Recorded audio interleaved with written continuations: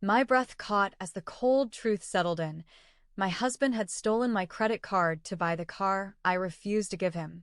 Furious, I confronted him, my voice trembling with anger.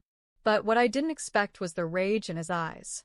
Before I could react, his fist came crashing down on my nose, sending me staggering backward, clutching my stomach in fear for my baby. Blood dripped down my face as pain shot through me, but it was nothing compared to the terror of what he might do next. I tried to run, but what happened after that changed everything. Hello, my name is Sophia Lane, and I'm 30 years old. If you had met me a few years ago, you would have seen a confident, career-driven woman working as a senior project manager in a thriving tech firm in Greenvale, a small but bustling city. I was independent, ambitious, and focused on building a life that would make me proud. I never imagined that the decisions I made back then would lead me to where I am today, standing at the edge of a storm, but also at the beginning of a brighter future. But before I get into that, let me take you back to where it all began. I met Daniel Porter at a friend's wedding. He was the kind of man who could light up a room with his smile and charm. Tall, with dark hair and a casual confidence, he seemed like someone who had his life figured out. I was 26 at the time, and I was drawn to him almost instantly. We danced, exchanged numbers, and soon after, we were meeting regularly for coffee dates, late-night walks, and weekend getaways. He was different from anyone I had ever met, at least that's what I believed. Daniel had dreams of starting his own business and traveling the world. I was working long hours at my job, and dating someone with such ambition felt exciting. We talked about our future endlessly, making plans as if life would always go according to our wishes. A year later, he proposed to me in the same spot where we had our first date, a small cafe downtown. I remember feeling overjoyed, thinking I had found my soulmate, the person who would stand by me through thick and thin. I had no idea that this perfect love story would turn into a cautionary tale. After our engagement, things moved quickly. We planned a beautiful, intimate wedding with close family and friends. I can still picture the way Daniel looked at me as I walked down the aisle, his eyes filled with love and excitement. I felt like I had made the best decision of my life. Our honeymoon was a dream, 2 weeks in Hawaii, sipping cocktails by the beach, laughing, and creating memories. For the first few months of our marriage, everything seemed perfect. We settled into our cozy 2-bedroom apartment in Greenvale, and life was filled with laughter and love. Daniel continued talking about his plans to start a business, but for the time being, he was working part-time as a consultant. I was okay with that. I believed in his dreams and wanted to support him while he figured things out. I was earning enough to cover most of our expenses, and as long as we were happy, I didn't mind being the primary breadwinner. We spent weekends decorating our apartment, binge-watching TV shows, and hosting dinners for friends. I felt like we were a team, 2 people building a life together. I loved coming home to him after a long day at work and sharing stories about our day over dinner. But like they say, good things don't always last. It started subtly. Small arguments over chores, decisions about finances, and how often we visited his mother. I brushed it off, thinking all couples go through ups and downs. I told myself it was normal, but deep down, I knew something was shifting. The honeymoon phase was coming to an end, and I wasn't prepared for what would come next. The cracks in our relationship widened the moment Lillian Porter, Daniel's mother, entered the picture. Lillian had always been polite when we were dating, but marriage seemed to change her view of me. Suddenly, I wasn't the perfect woman for her son. I was just the woman who was never enough. It started with subtle comments during weekend family dinners. "You work too much, Sophia. You should focus more on your home. What's the point of a job if you can't take care of your husband properly?" I would smile politely and try to ignore her, but those words stung.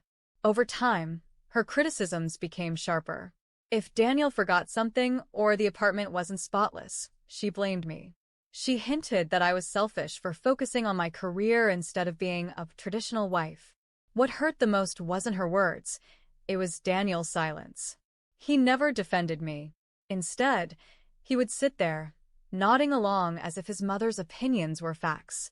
And when we returned home, any attempt to talk about it would turn into an argument. "I don't want to fight, Sophia," he would say, exasperated. "She's just worried about us." Worried? She's undermining me, Daniel. You don't see it. You're overreacting. She's my mother. She means well. But I knew better. Lillian didn't mean well. Her constant disapproval was slowly suffocating me, and Daniel's unwillingness to set boundaries only made it worse. The warmth in our marriage began to cool, replaced by tension that never seemed to go away. The shift wasn't just emotional, it was financial too. Daniel started relying on me for more expenses, claiming his consulting job wasn't bringing in enough income. I didn't mind at first. I believed we were a team, and I wanted to help him until he found stability. But I soon realized that my role was shifting from a loving partner to a provider. And as Lillian's grip on him tightened, Daniel's behavior toward me changed. 2 years into our marriage, I found out I was pregnant. The news should have been a joyful milestone, but instead, it felt like another test of my strength. When I told Daniel, he hugged me tightly, but I couldn't ignore the flicker of hesitation in his eyes. "I'm happy," he said, but his smile didn't reach his eyes. I didn't understand why he wasn't as thrilled as I was, but I chose to stay positive. I thought maybe this baby would bring us closer, help us rebuild what we had lost. But that hope quickly faded. The pregnancy wasn't easy. I was often tired and nauseous, struggling to balance my demanding job and the physical toll of carrying a child. Instead of supporting me, Daniel grew more distant. He spent more time away from home, claiming he needed space to figure things out. When he was home, he either ignored me or criticized me for not keeping the house clean. Lillian, of course, had plenty to say. "Pregnancy isn't an excuse to be lazy, Sophia," she said one afternoon when she visited unannounced. "You have to take care of yourself and your husband." I fought back tears, trying to hold myself together. The emotional pressure was unbearable, and Daniel wasn't making it any easier. His demands became more unreasonable. He wanted new furniture, vacations, and a luxury car, all while I was trying to save money for our baby's future. When I told him we couldn't afford these things, he would snap.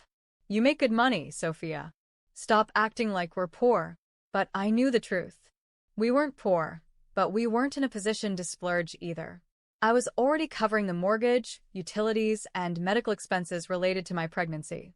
The last thing we needed was more financial strain. The real breaking point came when Daniel started obsessing over the idea of buying a luxury car. He insisted it was necessary for our growing family, but I knew it was just another status symbol for him. No matter how many times I said no, he wouldn't let it go. As my pregnancy progressed, Daniel's obsession with a car became unbearable. By the time I was 8 months pregnant, I could hardly walk without feeling exhausted, and yet he still found ways to pressure me. He would bring up the topic over dinner during car rides, even when I was trying to rest. "I've found the perfect one, Sophia," he said one evening, holding his phone up to show me pictures of a sleek black luxury SUV. "It's exactly what we need. We don't need a $45,000 car, Daniel," I said, barely managing to sit up on the couch. "The baby is due in a few weeks. We should be saving, not spending." He sighed dramatically, pacing the room. "You just don't understand, do you? This isn't just for me. It's for us, for our family." I shook my head. "No, Daniel. We can't afford it. I'm already covering everything, and we don't need any more debt."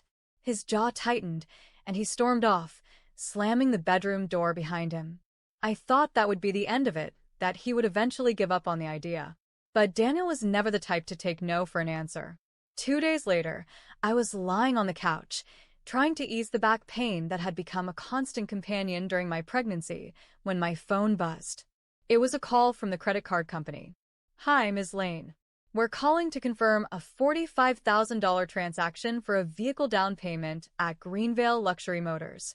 Was this authorized?" I sat up so fast that I winced, clutching my belly. "No," I said, my voice shaking. "That wasn't me. Please cancel the transaction immediately. We'll need to investigate the claim, but it appears the purchase has already been processed." I barely heard the rest of the conversation. My heart was racing, and my mind was spinning. Daniel had stolen my credit card to buy the car. After everything I had done to support him, he had betrayed me in the worst possible way. I hung up the phone and wiped the tears from my cheeks. My baby kicked inside me, as if sensing my distress, and I gently placed my hand on my stomach. "It's okay," I whispered. "I won't let anything happen to us." When Daniel walked through the front door that evening, I was waiting for him. He didn't even try to hide it. As soon as I confronted him, he shrugged like it was no big deal. "I needed the car, Sophia. You weren't listening, so I had to take matters into my own hands." I stared at him, my breath heavy. "You stole from me, Daniel. I'm 8 months pregnant, and you thought this was the time to betray me?" "Betray you?" he scoffed, stepping closer.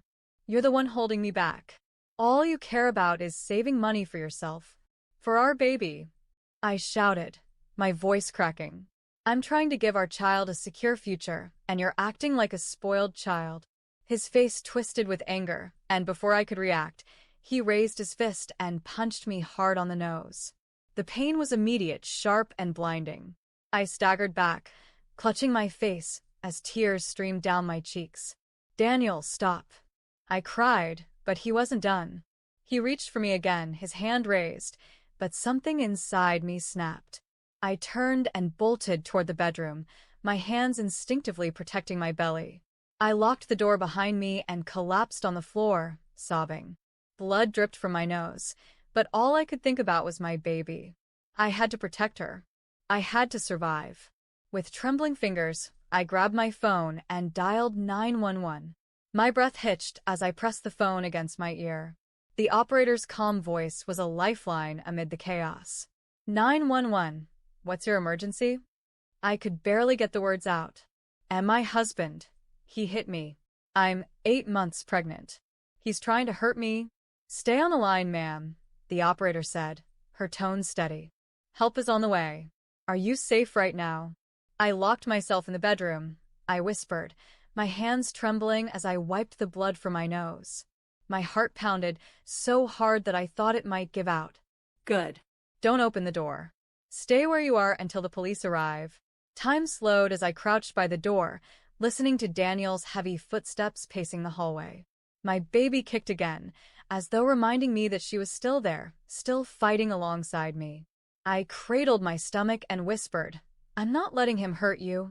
Minutes felt like hours until I heard the distant sound of sirens. The footsteps outside the bedroom stopped abruptly, followed by the sound of Daniel cursing under his breath. I heard him rush down the stairs and fling open the front door, but it was too late. A commanding voice called out from the hallway. "This is the police. Hands where we can see them." I unlocked the bedroom door and stepped out, my body shaking. When I reached the top of the stairs, I saw Daniel pinned against the wall, 2 officers handcuffing him as he struggled and yelled. "You can't do this," he shouted. "She's my wife. This is a misunderstanding." One of the officers glanced up at me, his gaze softening when he saw the blood on my face. "Are you okay, ma'am?" I nodded, though my entire body was trembling. "He punched me and I'm pregnant. He's been stealing from me. Please don't let him get away with this." Daniel twisted his head to look at me, his eyes blazing. "You'll regret this, Sophia." But I wasn't afraid anymore. I wiped the tears from my cheeks and stared him down. "No, Daniel. You'll regret it. I'm going to make sure you face every legal consequence for what you've done." As the police led him away, I felt a strange sense of relief wash over me. I knew this wasn't the end, but it was the start of my fight for freedom. After the police left, I collapsed onto the couch, clutching my stomach as exhaustion and pain overwhelmed me. My phone buzzed beside me, and without thinking, I dialed the only person who came to mind, Ethan Brooks, my college friend. We hadn't spoken much in recent years, but I knew I could trust him. He had always been the kind of person who showed up when it mattered. He answered on the first ring. "Sophia? Is everything okay?" The sound of his voice brought fresh tears to my eyes. "No," I whispered. "I need help." "I'm on my way," he said without hesitation. Within 30 minutes, Ethan was at my doorstep, his face filled with concern as he pulled me into a gentle hug. I winced from the pain in my nose, and he quickly led me inside. "What happened?" he asked, his voice calm but firm. I told him everything: the stolen credit card, the violent confrontation, the police arrest. He sat beside me, listening intently without interrupting. When I finished, he placed a hand on mine and said, "You don't have to do this alone, Sophia. I'm here for you." And in that moment, I believed him. The next morning, Ethan was already on the phone, calling a lawyer he knew who specialized in domestic violence and financial fraud cases. I sat on the couch, my swollen feet propped up, holding a warm compress to my bruised nose. Ethan handed me a glass of water and sat next to me. "The lawyer's name is Jonathan Reeves," he said. "He's agreed to meet us this afternoon. We're going to make sure Daniel gets what he deserves." I felt a wave of gratitude. "Thank you, Ethan. I don't know what I'd do without you." "You don't have to thank me," he said, squeezing my hand. "We'll get through this together." At the lawyer's office, I recounted everything: how Daniel had stolen my credit card, assaulted me while I was pregnant, and threatened me even as he was being arrested. Jonathan nodded as he took notes, occasionally asking questions to fill in details. "We have a strong case," he said after I finished. "The police report, medical records, and credit card fraud will work in your favor. We'll file for divorce and push for criminal charges simultaneously." He looked directly at me, his gaze reassuring. "Don't worry, Sophia. He won't get away with this." Ethan sat beside me during the entire meeting, quietly supportive. After we left the office, he took me out for lunch, and for the first time in days, I felt a sense of normalcy. We laughed about old college memories, and for a moment, I forgot the nightmare I was living. But the relief was temporary. The court proceedings began quickly, and every day felt like a battle. I had to relive the trauma as I gave my statement, describing the night Daniel hit me and the months of emotional abuse I had endured. There were moments when I wanted to give up, when the weight of it all felt too heavy. But every time I felt like I couldn't do it, Ethan was there. He stayed with me during late nights of paperwork, made sure I ate properly, and even went with me to my doctor's appointments to check on the baby. "We're almost there," he would say, giving me a reassuring smile. "Just a little longer." 3 weeks before the final hearing, I went into labor. It was earlier than expected, but I wasn't surprised. The stress had taken its toll on me. Ethan rushed me to the hospital, holding my hand as I breathed through the contractions. "It's going to be okay," he whispered, brushing a strand of hair from my forehead. "You're strong, Sophia. You've got this." Hours later, I gave birth to a beautiful baby girl. Tears streamed down my face as I held her for the first time, her tiny fingers wrapping around mine. "We made it," I whispered. "We're safe now." Ethan stood beside me, his eyes filled with emotion. "She's perfect," he said softly. In that moment, I knew I wasn't alone. I had someone who cared for me and my daughter, someone who had been there through the worst of it. 3 weeks after my daughter's birth, the final court hearing arrived. I walked into the courtroom with my lawyer and Ethan by my side, holding a folder full of evidence: police reports, medical records, and the credit card fraud statement. Daniel sat across the room, but I didn't feel fear. I felt strength. The prosecution presented a solid case, detailing the financial fraud and domestic violence I had endured. The judge listened carefully, and when it was my turn to speak, I took a deep breath and told my story. I spoke about the betrayal, the violence, and the impact it had on me and my unborn child. When the judge announced the verdict, divorce granted and Daniel sentenced to prison for financial fraud and domestic violence, I felt a wave of relief wash over me. It was over. He couldn't hurt me or my daughter anymore. As we left the courthouse, Ethan pulled me into a hug. "You did it," he whispered. "It's over." I looked up at him, tears of relief streaming down my face. "I couldn't have done it without you." A few weeks later, Ethan invited me to dinner at his place. As we sat on his balcony, watching the city lights, he reached across the table and took my hand. "Sophia," he said softly, "I've watched you fight harder than anyone I know. You're strong, brave, and an amazing mother. I don't want to be just your friend. I want to be part of your life, part of your daughter's life." He pulled out a small velvet box and opened it to reveal a simple, yet beautiful diamond ring. Will you marry me? Tears filled my eyes as I nodded. Yes. The story that had started as a nightmare ended with hope, love, and a fresh start. I wasn't just surviving anymore. I was thriving with a family that truly loved me. Thank you for joining me on this journey. If you enjoyed the story, please don't forget to like, leave a comment, and subscribe to my channel for more captivating stories. Your support means the world to me, and I'd love to hear your thoughts in the comments below.